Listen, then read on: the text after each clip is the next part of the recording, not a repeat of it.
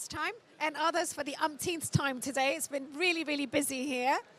And I'd like to ask those who are in the back, please do consider coming to the front because you'll see these microphones do not amplify. They're these new breed of silent mics which are here because we're live streaming at the same time. And so whoever wishes to take the microphone is going to have to project, which is not going to be a problem for our main speaker. So Barry, you don't want to sit, you're good? You're using this as a guest, as a rest, okay. Ultimately, that'll be more important. Fabulous, okay. So as you know, for the last few years, there's been a real push to connect the climate and the nature agendas. And it was given a real impetus in COP28 by the high-level champion Razan Al-Mubarak, who of course is also the president of IUCN. And what we wanted to make sure is Globe and Globe's partner organizations typically have representation at the CBD COPs. This year, we were really pleased that Barry was there and have invited him to come back and feedback from CBD COP16. And Barry followed a particular agenda, which he's going to speak at length about, but I invited him to please give an overview to those who've not been following this process so closely, and its interface in particular with the finance COP, COP29. So over to you, Barry. Thank you. Look, hi everyone. It's great to be here. At the Cali COP, let's start with the success. Okay, because there were successes at the Cali COP. Indigenous people have not previously had the same status at a COP. They have not had a permanent body able to feed into the COP directly. Indigenous peoples have always had to feed in through their country delegations, but now, as a result of the Cali COP, a permanent body has been set up for indigenous peoples, and this is one of the real innovations that the Colombian government made in Cali, and I think really successfully. And it's very interesting to see that this is now being echoed here at COP29. In the importance of indigenous peoples. I just came from a meeting in the UK pavilion with the first minister of indigenous people who is an indigenous person from Brazil. And this is, I think, really important. If we are going to take care of the genetic biodiversity that our planet has, then we need to respect the people who have taken care of it for the past millennia. So I think that was a really positive success that came out of the CBD COP in Cali. Now let's look at the partial successes in Cali. So previously, if you go back to the Nagoya Protocol in 2010, you'll remember that there was the whole access and benefit sharing movement that came from Nagoya. The most important part of that for the Convention on Biological Diversity, of course, was DSI, the digital sequencing of information. And that is those companies who use our genetic biodiversity, which is now all digitally sequenced. They have the access to the databases to use that, and they use it for their pharmaceuticals, they use it for their cosmetic products, they use it for agribusiness, they're using it for biotech. But who benefits? The very people who curated this for millennia are not receiving the benefits of it.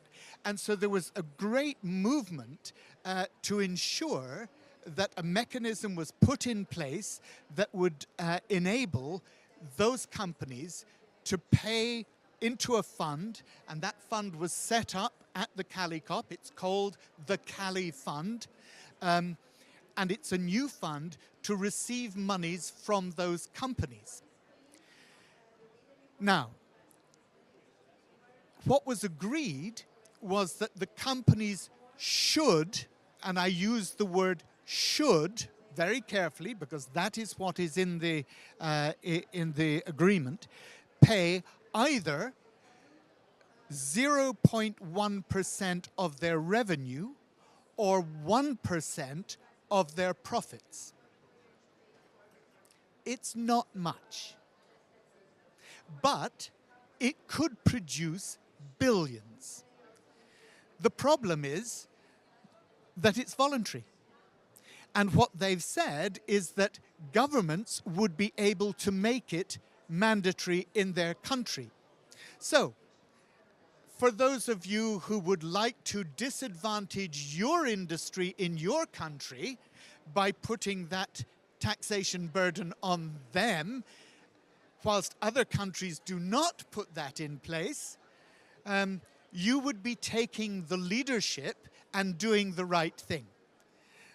But I can imagine that you will get a big pushback from your businesses saying, no, no, no, no, don't do it. Voluntary means that it will not happen at the scale at which we need it to happen.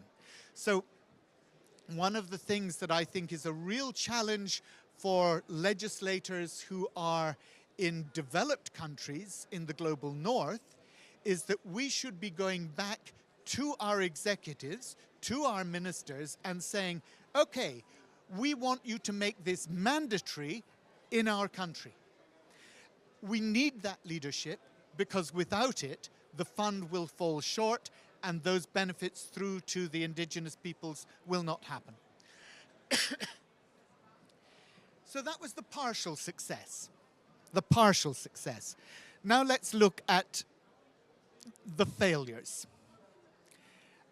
This was supposed to be the COP at which countries would come back and they would revise their NBSAPs, that is their National Biodiversity Sustainability Action Plans.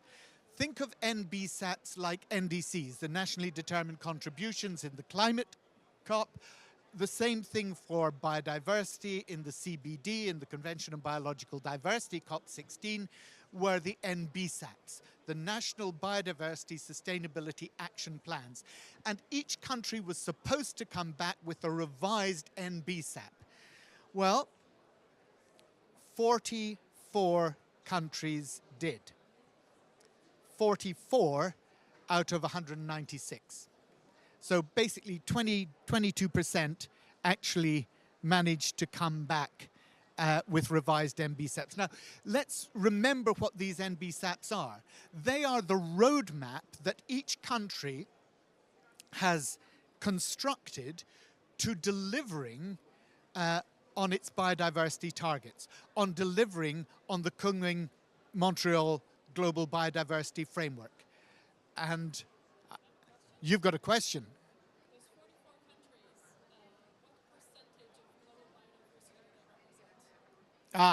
That's an excellent question, and I wish I had the answer for you. But it would not be the majority of the global biodiversity. Yeah, no. So it is not the majority of the biodiversity, even if it were a minority of the countries. So good to establish that. So a huge impetus is needed, and again, for legislators, please go back to your ministers, say, why? Why didn't you produce your a revised NBSAP? If we're not on track to deliver our 2030 targets, remember, 30% of land and ocean protected by 2030, we need a roadmap to do it. We've got 6 years, and the next COP isn't until 2 years' time for CBD. So we're leaving it very late. We need to get those NBSAPs done. We need them to be really on target, and we need them implemented. Another part of the failure, and that was the financing. The Global Biodiversity Framework, the GBF that was agreed in Montreal and at Kunming, this hybrid COP that was the last CBD COP that we had, there was supposed to be a new funding commitment. And the arguments raged over that new funding commitment at the contact groups during the COP. And the expectation was that developed countries would deliver at least $20 billion US dollars by 2025. A fund of approximately 400 million has been so far achieved. It was actually 396 million. That's a long way short of at least 25 billion at least 20 billion by 2025. So again, we see the promises, yes, we'll do 20 billion by 2025, and then we see a complete failure of delivery. So these were the problems with the COP. So yes, there were successes. Yes, there were partial successes, but there was also significant failure. And look, this is a parliamentary network that we have here. We're in the Parliamentarians' Pavilion. And therefore, it is incumbent on us as parliamentarians to be doing what is necessary, to be going back and to be saying to our governments, where is our NBSAP? What is our roadmap to achieving the 30 by 30 that the GBF has promised? If we're from a developed nation, it's where is our money? Why did you not put our money on the table? Because we promised we were going to do this. So those were the sort of key takeaways from COP16 as I saw them. I wanted to speak specifically about and to give you a presentation on something which I believe straddles both COP16 and COP29. It straddles both sides of the CBD and of the UNFCCC. And I've got a presentation which I'll go through. You can see it starts off with saying how to think like a normal, sensible human being rather than a politician, okay? And I think this is important, and I'm glad that there are non-politicians here in the audience, you know, because I spend my life talking to politicians, and they really don't think like normal, sensible human beings. So today, I have a question. It's a question for the Ministers of Finance, for the Treasury Secretaries, the Chancellors of the Exchequer, the monetary policy makers, the guardians of the public purse. When the last forest has fallen to the chainsaw, when the last ocean has been choked with plastic, when the last fish has been caught, and the earth lies bare before you, is it only then that you will understand how all your wealth was built on nature, and that without nature, your money is but sand in your mouth? You know, economists talk as if the natural world is a subset of the economic one, something to be weighed and accounted for separately. In fact, the opposite's true. The economic world is a subset of the natural world. When did you last receive an invoice from a bee? You see, bees don't check whether the owner of an orchard has paid for their services. Yet the value of insect pollination has been calculated at 153 billion US dollars a year. And that's just for the food that we eat directly, not for what we feed to our livestock. Pollination is a public good. It benefits everyone and is there for us all. Economics does quite well in capturing the value of private goods, things that aren't available to everyone to consume or enjoy, a car or a house. But they're pretty poor at capturing the value of pollination or clean air, because these are public goods. You can't exclude people from benefiting for them just because they haven't paid for them. Imagine if a forest presented you with a bill. Trees filter our water supply, They regulate our temperature, they stabilize our soils, they protect us from floods, they provide us with clouds and rainfall through transpiration. In the Amazon basin, 20 billion tons of water vapor are pumped up into the atmosphere every day, seeding our clouds with rain, quite literally making our weather, all for free. So let me take you on a journey through the mind of a politician. You see, for the politician, risk looks like this. For normal people, risk looks like this. The politician, obsessed with economic growth, looks at a river and says, "Hey, bud, why isn't that straight? All these twists and turns, they're slowing the river traffic. If we straighten it out, we can get our goods to market quicker, we can increase our GDP." So, in 1957, a group of American politicians just that. This is them. All those politicians detonating the first blast of TNT to dig out a 76-mile-long straight river canal. It was called the Mississippi River Gulf Outlet, MRGO, or as they called it locally, the Mr. Go Channel. But take a closer look at what is behind them.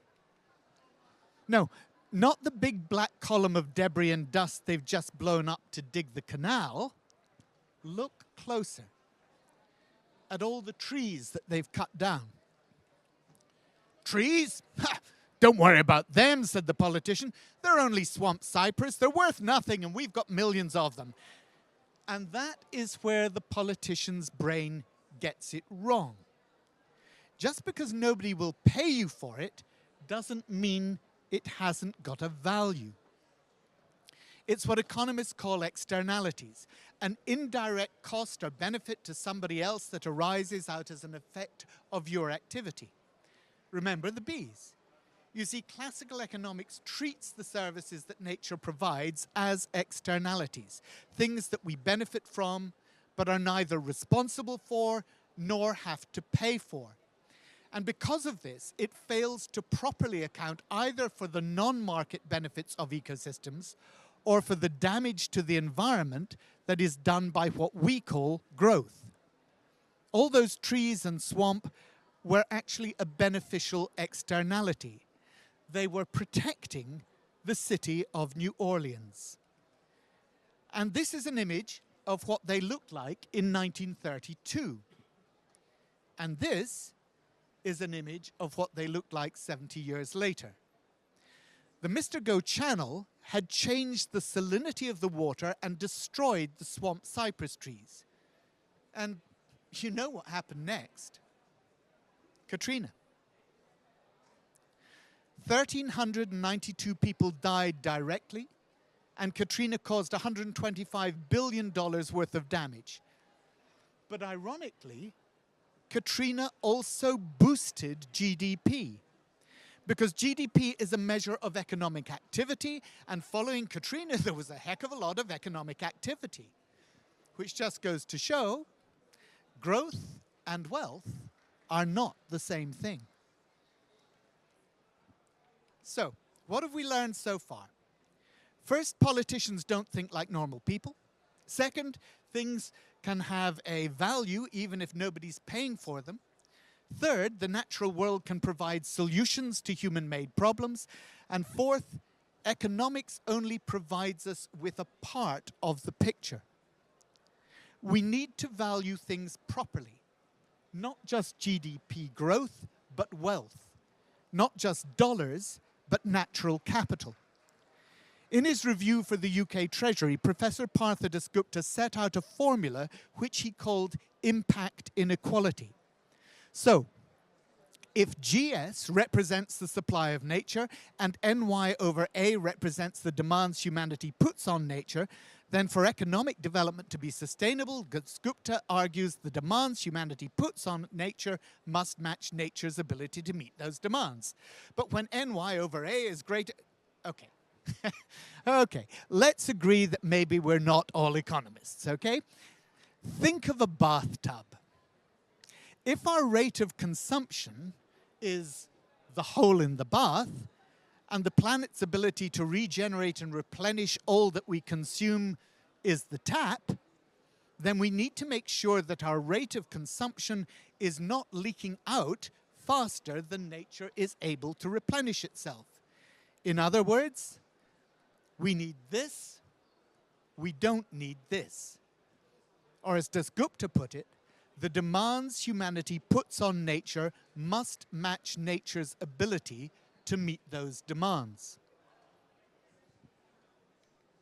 They don't. Why?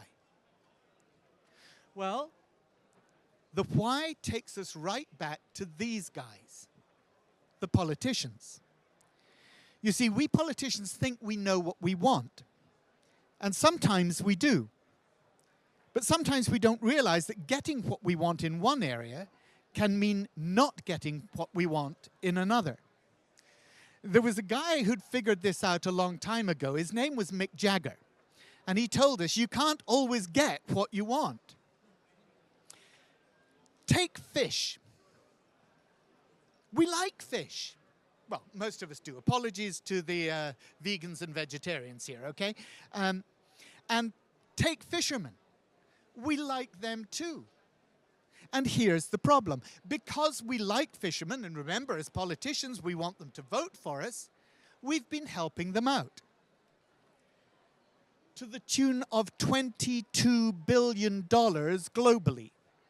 That's not the whole subsidy. That is just the amount that the WTO classes as harmful subsidy. So what is a harmful subsidy? It's the subsidy that actually ends up depleting the number of fish available for the next fisherman to catch. It's $22 billion of incentives to overfish, to exhaust our fish stocks beyond their ability to regenerate. And that's why the WTO has created their agreement on fisheries subsidies.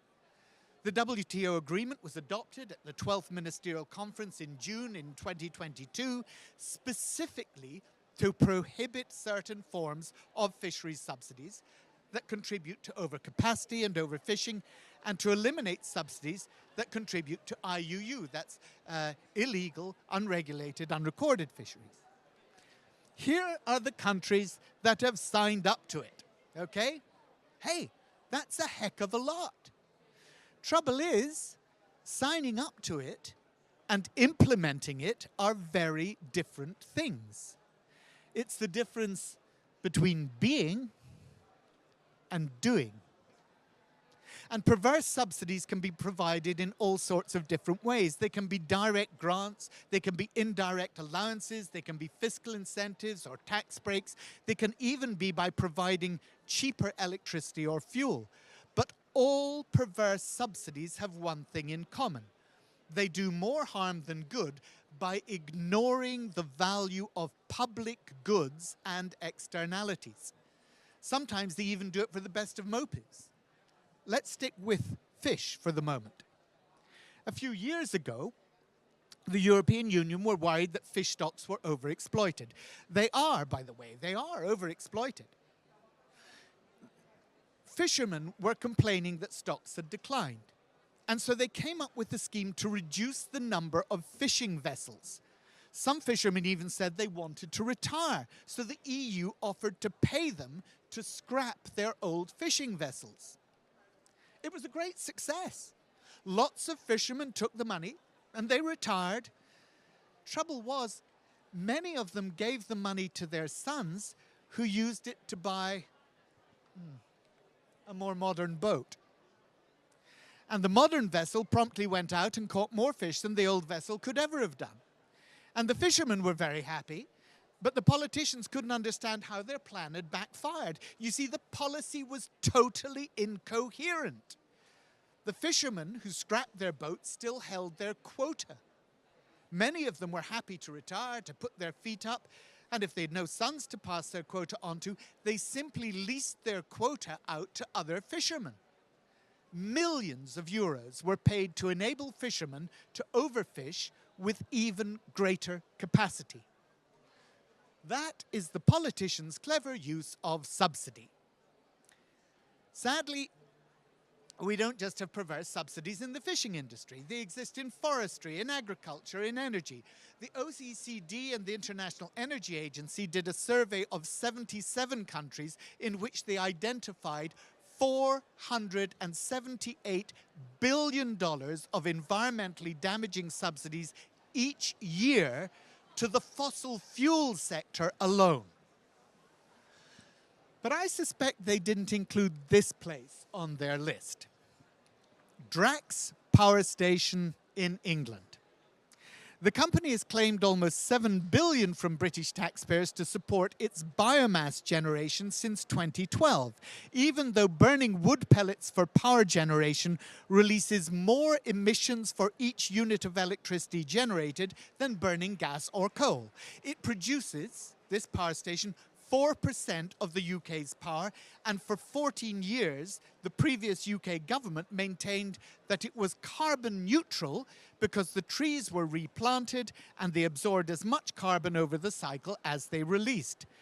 Now, in the opposition, as she now is, the former Energy Secretary, 3 weeks ago, admitted this was never true, and that she realized the trees didn't grow back quickly enough to stop climate change.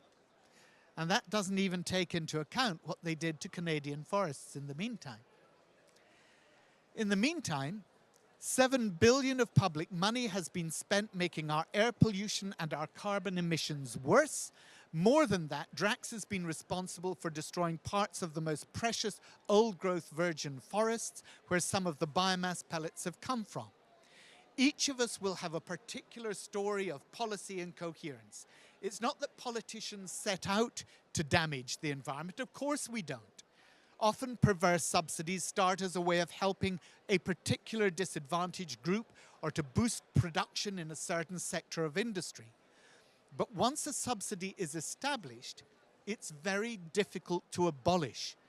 Interest groups often work to prevent their removal or even to increase the subsidy. And that's especially true when the subsidy helps a particularly narrow group of people at the expense of the wider public good. Take the North Sea basin around my country, the UK.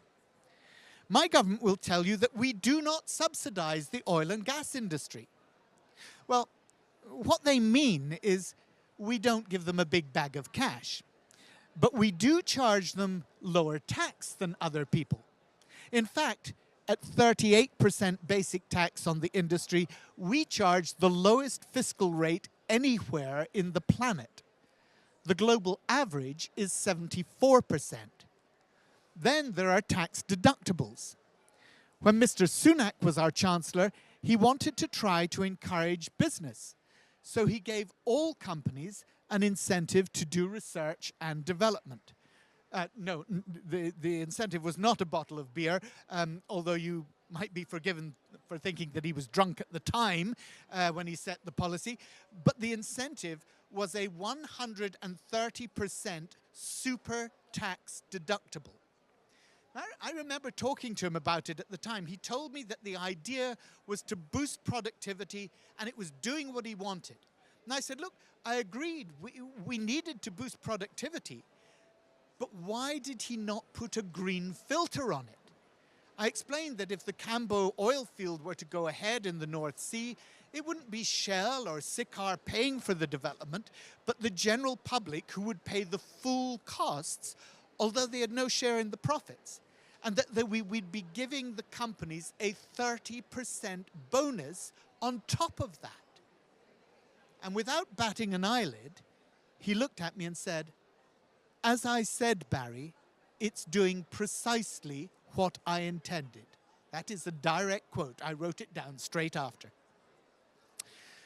Well, it might have been what he intended, but it meant that oil and gas extraction that would otherwise have been uneconomic could now go ahead, and that was totally against the government's own commitments on net zero. The subsidy policy was incoherent. You see what's happened here. There was a public asset, the oil and gas reserves, which a license to exploit turned into a private asset.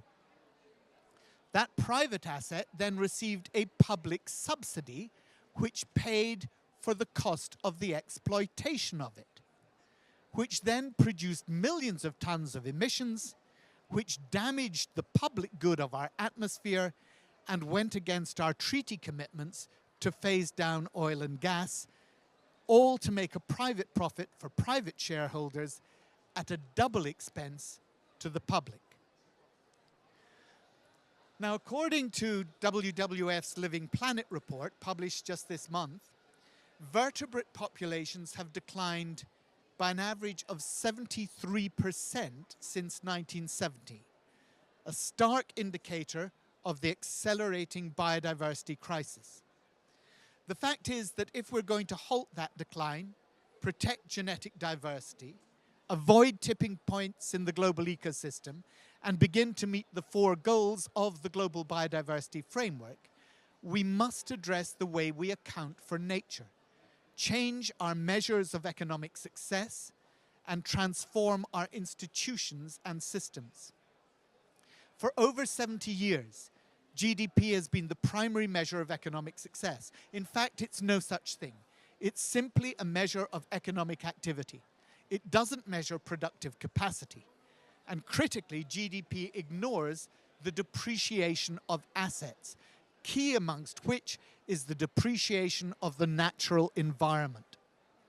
A focus on GDP encourages us to pursue unsustainable economic development, which we mistakenly call growth. Through perverse subsidies, most governments pay people more to exploit nature than we do to protect it. They change the price users pay for the global commons from 0 to a negative figure. Instead, we should focus on our economy's portfolio of capital, by which I mean our produced capital, yes, of plant and infrastructure, but also our human capital, our education systems, our judicial systems, and principally our natural capital. And that would provide us with a measure not of activity, but of what Dasgupta calls inclusive wealth. You see, we use nature because it is valuable. We abuse nature because it is free. The failure to properly value nature leads to short-sighted decision-making and allows perverse subsidies to damage the global ecosystem. Target 18 of the Global Biodiversity Framework says that by next year, we must identify and eliminate, phase out or reform incentives and subsidies that are harmful for nature. We must reduce them by at least $500 billion a year.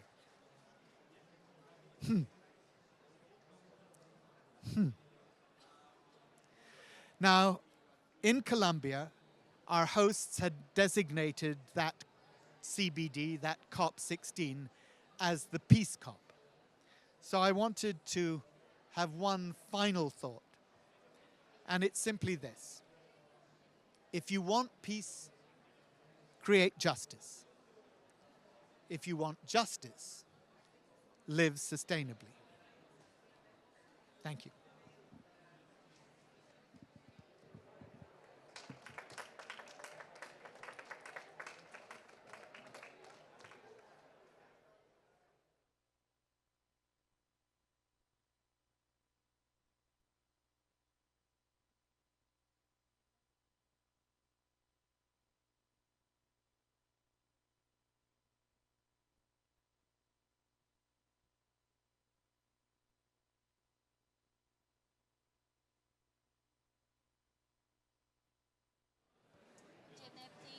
Program found DSI. so interested about that.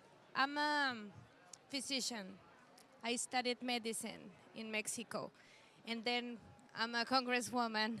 But I think this is like a circle: health, and environment. It has Totally everything to do. intertwined. So could you talk to me about the genoma? I don't know how to say in English, genoma. It's the sequence of the Yes, DNA that digital they sequence, have yeah. studied. It took a long time to do it. So could you talk to me about this found and how Colombia did, like how it started and how it goes? Okay. The question, for those of you who didn't hear it, and I know these microphones are silent microphones for the broadcasting that's going on, was about DSI, the digital sequencing information, because what has happened is the genetic data has now been made widely available on databases, and it is being used by biotech companies, by pharmaceutical companies, by agribusinesses, by plant genetics, all of these companies which are making huge profits globally, trillions, not just billions, trillions of profit. And yet none of that is flowing back to the peoples, the indigenous peoples, and to the countries from whom that genetic data has been mined. And so for a long time in the CBD, we have been trying to ensure, as part of the access that those companies have to that data, that they share the benefits of that data. And that's how we get the phrase which we've used for many years, access and benefit sharing, as being a fundamental principle of the COP. Now in Cali, we were hoping to reach a final agreement about that. And some people think we did reach a final agreement. Some people think, well, if it's still only that they should do this, then it's not sure what's going to happen. But there is a fund now, the Cali Fund, which has been established. It's called the Cali Fund, to receive money from those companies in recognition of the benefits that they have and the profits that they make from accessing that digital material. The problem is, it's not clear how they go about doing that. We've said that it should either be 0.1% of their revenue or 1% of their profit. But anybody who has been a chief financial officer anywhere in the world knows that it is very easy to manipulate your profit to show a loss. So what we need, again, in my view, is really strong action from legislators in the countries where those companies operate to make sure that this is not a voluntary agreement, but this is by those countries, they mandate the companies in their country to do this on a set basis. So I think there's still work to be done here. It was a good piece of progress, but it's not final. Which other countries have done? None. None yet. Okay. But it's only 2.5 weeks since the agreement was reached. So I will give them 2.5 months, but I won't give them 2.5 years. Thank you. Michal. Hi, I have 2 questions.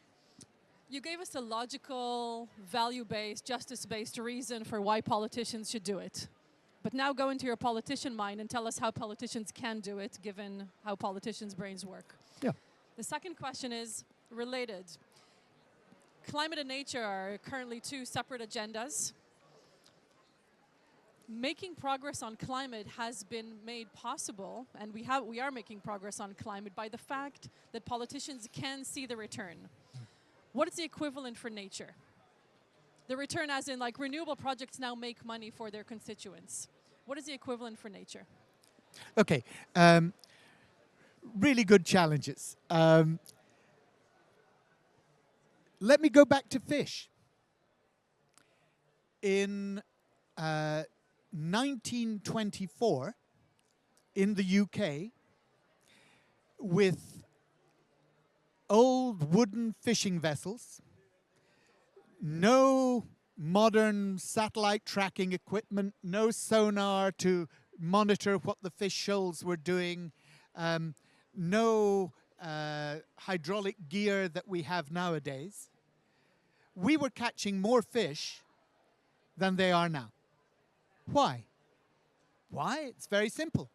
Because we have overfished, we have depleted the biomass that is available, and so the return is working with those communities to help fisher folk, fishing communities, understand that they are undermining their own profitability year by year, generation by generation. And the interesting thing for me is that we've shown this is possible. We've shown, because we've done it in communities. In my own case, I can give you examples of the communities, the fishing communities that we've worked with to restore local fisheries.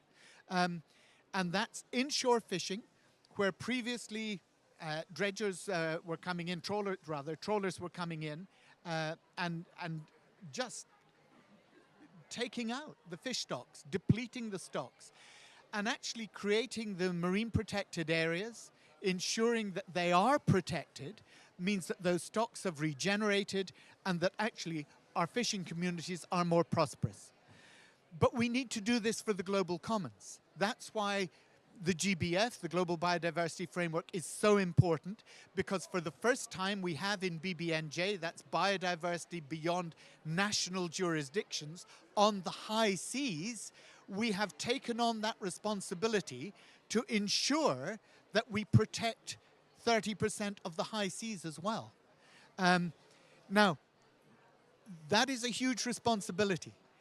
But what we have to do is we have to work with communities that are currently fishing to the bottom, fishing down the scale, to make sure that they understand that this is the way to increase their own biomass stocks and increase their own profitability.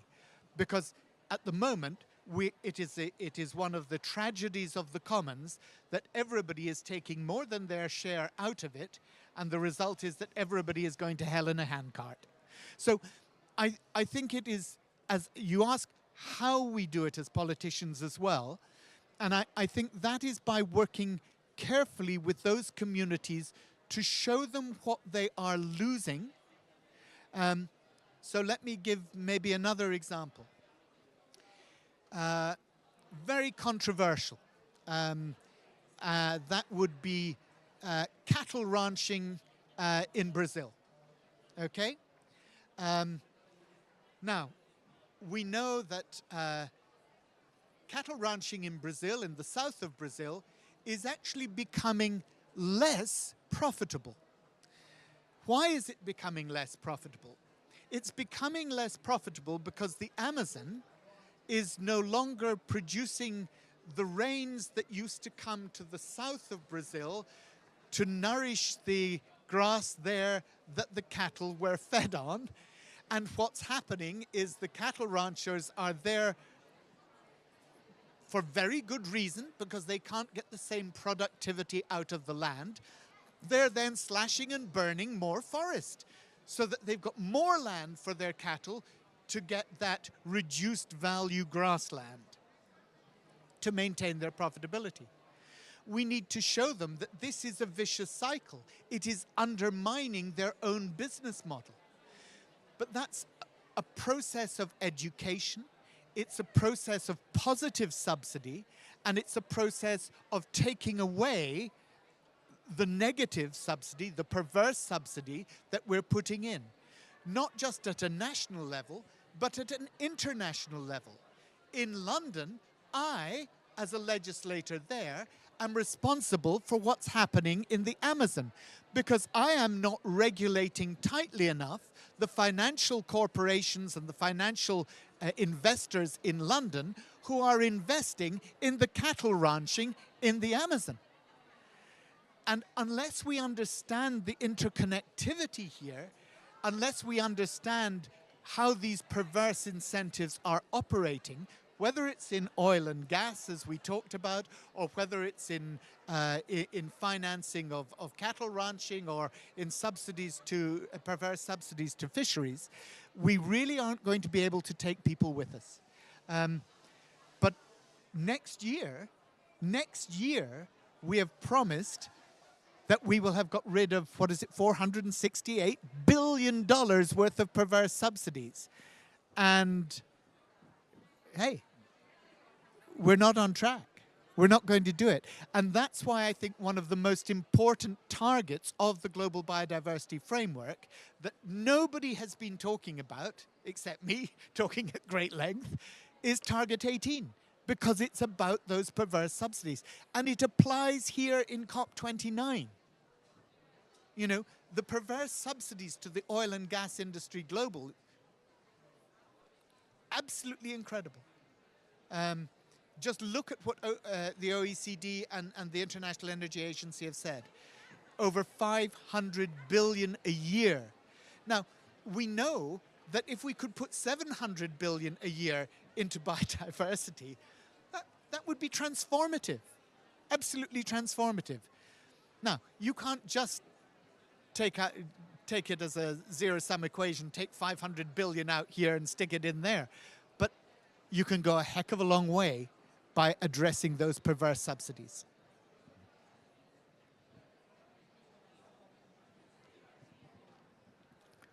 So a related question, because I don't think we're connected enough on the finance side of things between the CBD and the UNFCCC processes. Now, they didn't come to an agreement, but thinking about the NCQG here and the idea of having sub-goals, mitigation and adaptation and things, how does nature fit into that? Because the way it is, and not double counting, or if we are double counting, making that very transparent. Yeah. But I don't think we've done enough thinking about what proportion of that should be nature, where do the subsidies overlap, where does the ODA overlap,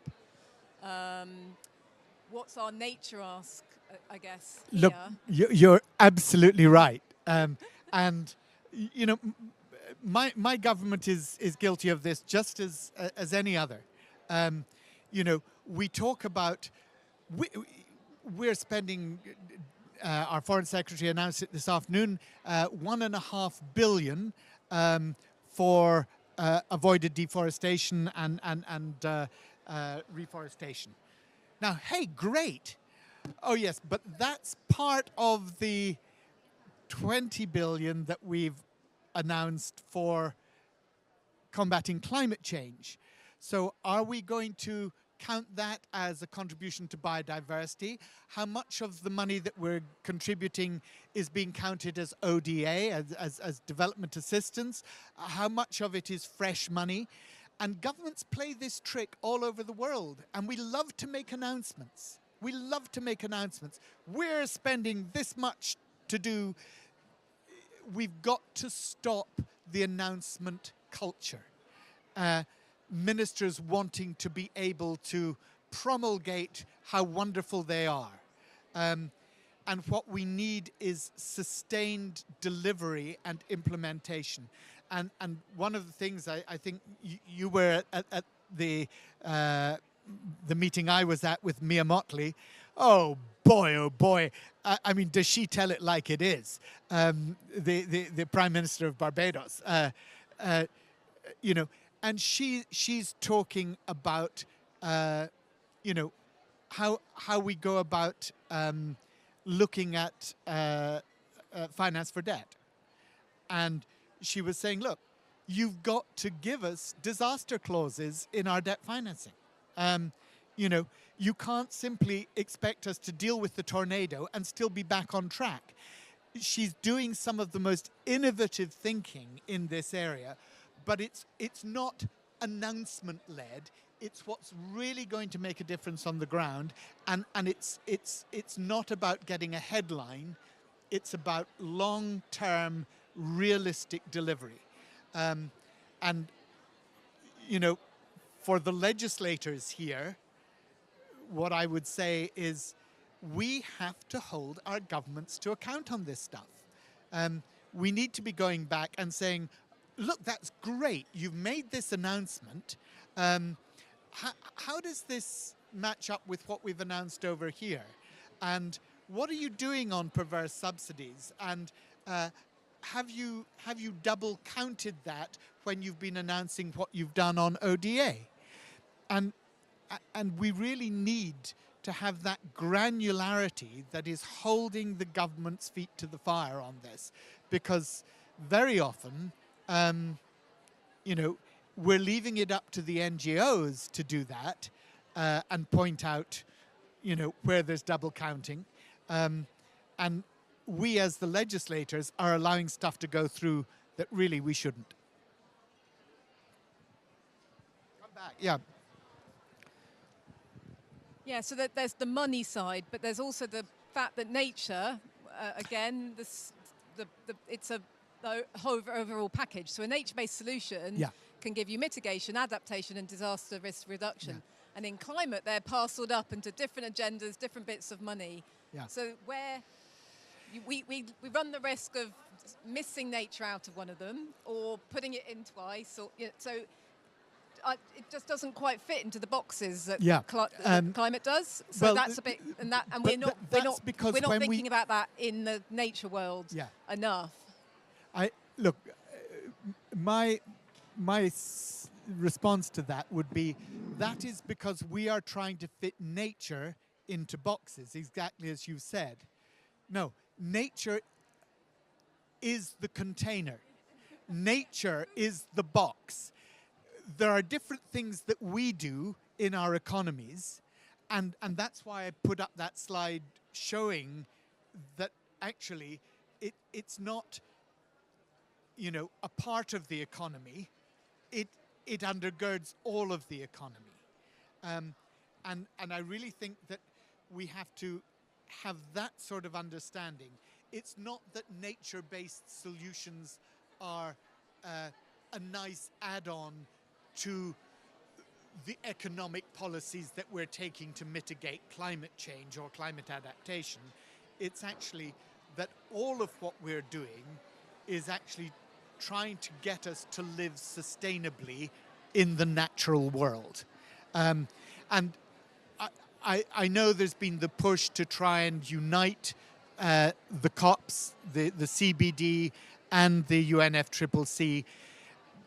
My own view is that administratively, that would enable people to go on talking for at least another 5 years as to the administrative process that we would have to set up to do it and ignore the real problems. So I would rather that we simply try and think holistically, and that really does involve thinking in terms of natural capital and the framework of inclusive wealth that I believe that Professor Dasgupta has set out.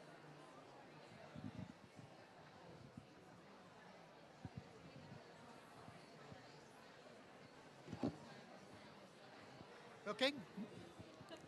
I think we're finished. Good.